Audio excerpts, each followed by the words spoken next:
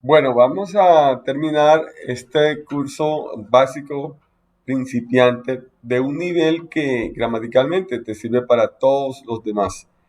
Te recordamos los verbos regulares y los verbos irregulares. Los verbos regulares se ajustan a la regla de colocar ed al final de la raíz del verbo y ellos son menos en inglés. La mayoría de los verbos en inglés son irregulares. Entonces te repetimos para que te puedas centrar en lo que estamos. Aquí te dice, se denominan verbos irregulares los que no forman el pretérito o pasado, participio pasado, con la adición de ed al presente. Es decir, son totalmente contrarios a los verbos regulares.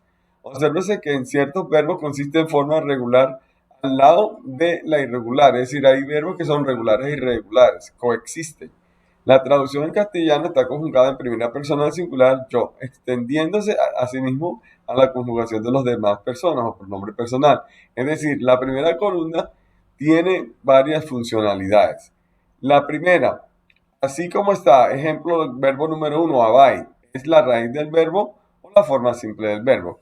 Pero si yo le antepongo la partícula tú, ya lo convierto en infinitivo, que es un verbo infinitivo cuando en castellano termina en ar, er, ir. Por ejemplo, to abide, habitar. To be, ser o estar. Arise, levantar.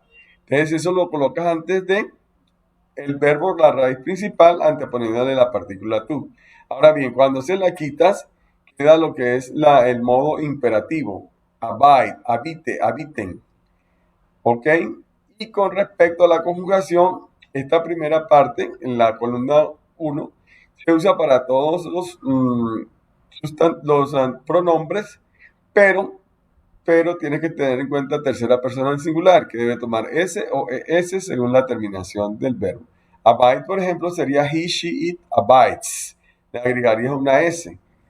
Bien, pero cuando ya te toca do, por ejemplo, es das, se escribe does. ¿Por qué? Recuerda las 7 letras A, S, S, S, S, H, C, H, X, Z, O, que allí le debes colocar ES. Luego bien, tenemos que aquí entonces la primera columna sirve para el infinitivo, 1, 2 para el imperativo, 3 para la forma simple del verbo y para el presente simple. En la primera columna es clave. Las demás, como te das cuenta, están en pasado y en participio pasado.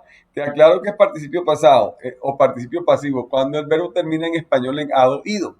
Se usa en verbos en tiempos compuestos. Por ejemplo, yo he habitado tu casa por 5 años. I have abode your house for 5 years. Entonces, ahí ves habitado. He habitado tu casa por 5 años. Termina en habitado allí y está compuesto porque está el verbo haber allí. To have. Bien, así seguimos con la página 33, 34, 35, 36, 37 hasta la página número 41. ¿Ok? Entonces, esto de la página 41 terminaríamos eso. Son los 208 verbos más importantes que al final lo tenemos aquí en resumen en la página 42. Debes realizar 10 ejercicios con cada verbo que te expongas. Debes hacerlo en presente, pasado y en futuro simple, pero después lo puedes hacer también en los compuestos.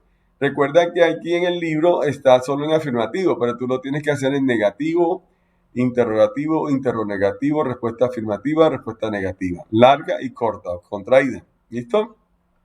Entonces, eh, ya hecho esas consideraciones, entramos a analizar los verbos auxiliares. Aquí en lo que te voy a comentar ahora están todos los verbos, digamos, principales, que son los auxiliares, to be, to have, to do, y están los verbos modales, que son 7, can, could, may, might, must, ought to, y el mismo verbo to be, que es el que vamos a empezar ahora. Aquí está la forma afirmativa larga, I am, la corta o contraída, I'm, you are, you're, he is, she is, it is, it's, we are, we're, they are, they're, ¿ok?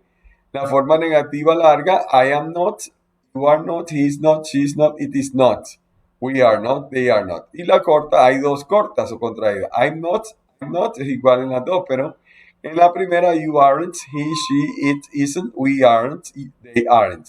Aquí observas tú que se contrae el verbo to be con la negación, mientras que en la segunda Se contrae el sujeto con el verbo to be. I'm not, you're not, he's not, she's not, it's not, we're not, they're not. La forma interrogativa se invierte el orden. Am I, are you, is he, is she, is it, are we, are they. La interrogativa larga. Am I not, are you not, is he, she, it, not, are we not, are they not. Y la última corta. Am I not, aren't you, isn't he, she, it, aren't we, aren't you, y aren't they. Seguidamente en la página 44 vemos el mismo verbo to be, pero ya en tiempo pasado en todas sus formas: afirmativa, larga, corta, negativa, corta 1, corta 2, interrogativa, interrogativa, larga y corta. Luego en la página siguiente tenemos el futuro del verbo to be. En la página 46 y 47 vemos el verbo to have. To have quiere decir haber o tener. Como tal, aquí lo tienes en todas sus formas, con todas sus formas ya conjugadas. Lo que tienes es que aprenderte de memoria, y si no, practicarlo muchas veces, que cuando tú lo escribes muchas veces, lo practicas leyendo muchas veces, también lo puedes memorizar.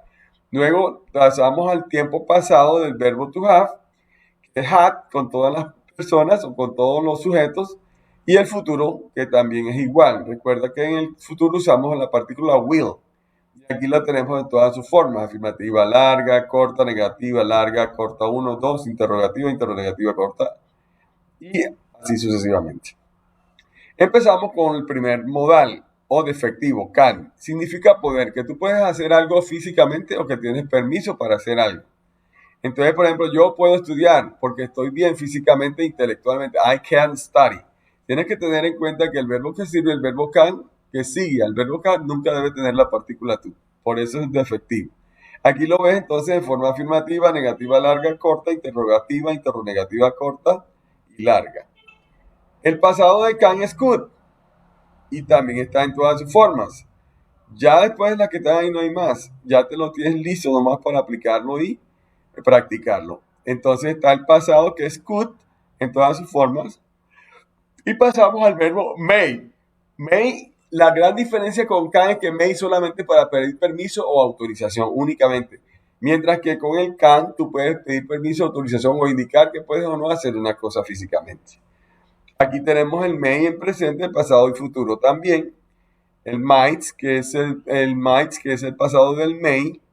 Y aquí en el futuro hay que hacer una equivalencia, porque como verbo defectivo no tiene una forma directa de hacer el futuro. Tengo que echar mano de be able to, ser capaz de. Entonces, eso mismo pasa con el can. I will be able to, you will be able to, etc. Ahí están todas las formas. El ought to es el condicional, debería.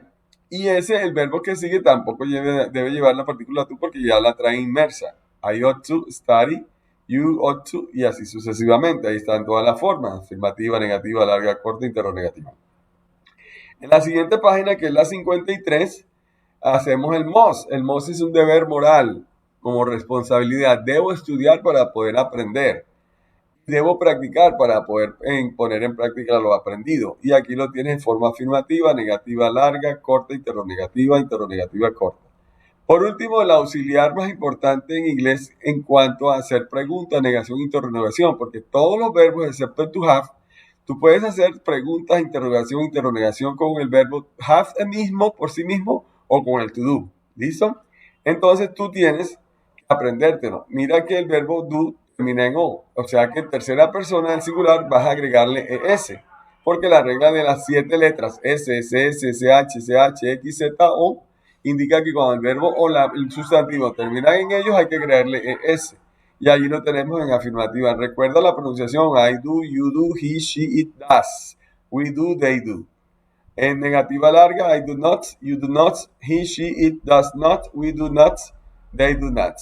Y en la corta: I don't, you don't, he, she, it doesn't, we don't y they don't. Finalmente hacemos la pregunta interrogativa: do I, do you, does he, she, it, do we, do they. La interrogativa larga: do I not, y así sucesivamente.